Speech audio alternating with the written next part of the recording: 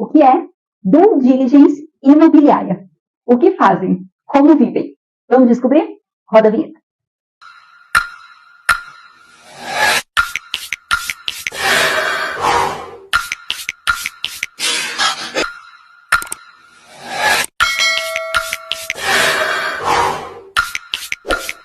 Due diligence imobiliária, também conhecida como análise de risco nas transações imobiliárias, que é o termo que eu prefiro utilizar.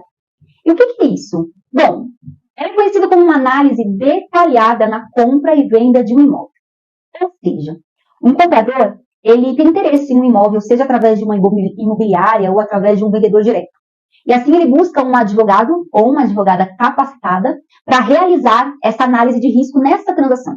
Através dessa análise vai ser verificado a real situação do imóvel e do vendedor, tirando certidões que comprovem que aquele imóvel não tem dívidas próprio terreno. O que é uma dívida próprio terreno? É uma dívida que acompanha a coisa, acompanha o imóvel independente do proprietário, como é o caso de dívidas de IPTU e condomínio. Essa análise ela vai além da verificação da matrícula do imóvel, que também é algo muito importante. É muito importante verificar o imóvel, a matrícula. Mas ela vai mais profundo. Ela analisa minuciosamente outros documentos essenciais, como o caso se há processos judiciais em esferas estaduais e federais. Se há esses processos, como está o nível deles, qual é o valor da dívida, se há convenção do condomínio fala alguma coisa, se há indisponibilidade de bens, isso é muito importante. O que é a indisponibilidade de bens? Ela é a restrição do poder do proprietário de dispor a coisa, de vender, de onerar o imóvel.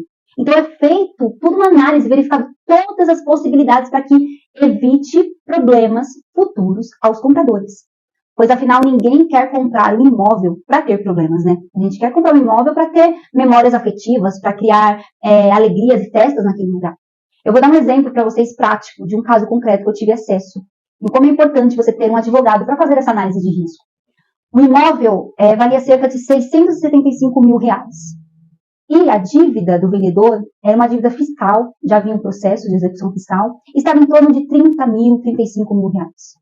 Foi analisado os ativos e passivos que aquele vendedor tinha, então quantos bens ele tinha, se aquilo podia interferir. Aliás, era uma dívida considerada pequena o tamanho do valor do imóvel. E aí, com muitas tratativas e muitas informações e uma intermediação muito boa, chegamos à conclusão de que o comprador ia comprar o imóvel com um valor mais barato, abatendo o valor daquela dívida, para que fosse pago aquela dívida fiscal e assim evitar algum problema para ele futuramente. Bom, eu já aproveito também para invalidar alguns comentários que eu escuto por aí de que o profissional que atua na due diligence imobiliária tem a tendência de atrapalhar, paralisar, dificultar o negócio jurídico, né, aquela transação imobiliária. E não é verdade.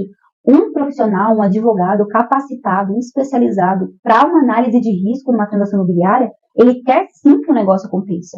E ele vai montar estratégias para que isso aconteça. Como foi o exemplo que eu acabei de dar para vocês. Ele vai apresentar essas estratégias para o comprador. Vai verificar qual é o interesse dele de comprar, quais são os riscos que ele pode assumir, o que pode acontecer se ele comprar, quais são outros caminhos que podem ser adotados. Tudo isso, um bom advogado vai oferecer para você numa análise de risco, numa transação imobiliária. E pode falar uma coisa? Ela não serve apenas para o comprador, não. O vendedor também pode utilizar desse instrumento em alguns casos.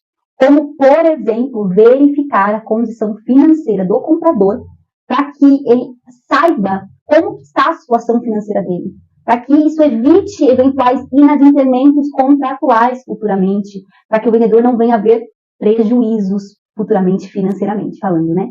Então é isso. A análise na transação imobiliária, ela só traz vantagens.